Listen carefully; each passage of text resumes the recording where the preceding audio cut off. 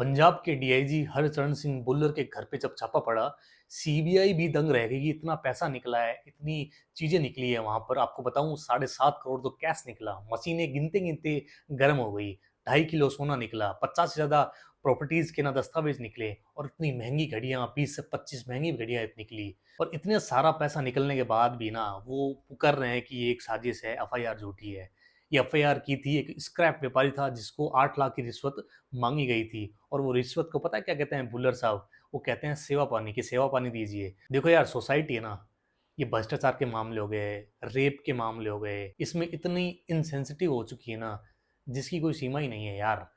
एक तरफ देखते हैं अपन, जैसे रेप होते हैं तो उसमें भी क्या होता है कि लोग एक बार मार्च निकालते हैं, उसके बाद वापस शांत बैठ जाते हैं। अब करप्शन में भी ऐसा होता है कि वो जो आदमी होता है ना, उसको नॉर्मल कर दिया जाता है कि हाँ ठीक है भाई, रिश्वत ही ले रहा है, और सभी ले ही रहे हैं थोड़े ना थोड़े, कहीं ना कहीं गवर्नमेंट जॉब में तो ये बहुत ही भरा पड़ा है रिश्वत का केस। और देखो, प्रशासनिक अधिकारी ना, बहुत सारे प्रशासनिक अधिकारी होंगे जो सही भी होंगे, लेकिन इससे भी ज्यादा ना रेशो जो कि खराब प्रशासनिक सेवा अधिकारी हैं, और वो रिश्वत भी लेते हैं। यूपीएससी में ना एथिक्स का सब्जेक्ट भी पढ़ाया जाता है कि किस तरीके से हमें नैतिकता निभानी है अपने प्रशासनिक सेवा में। लेकिन प्रशासनिक सेवा में वो आकर क्या करते हैं, रिश्वत लेते हैं। उनको लगभग अच्छी खासी सम्मानजनक सैलरी मिलती है, लेकिन फिर भी वो सोचते हैं कि ये सैलरी बहुत कम है। अब डीआईजी की सैलरी आराम से ना 2 से 2.5 लाख सैलरी होती है, वो आराम से अपना जीवन व्यतीत कर सकते हैं।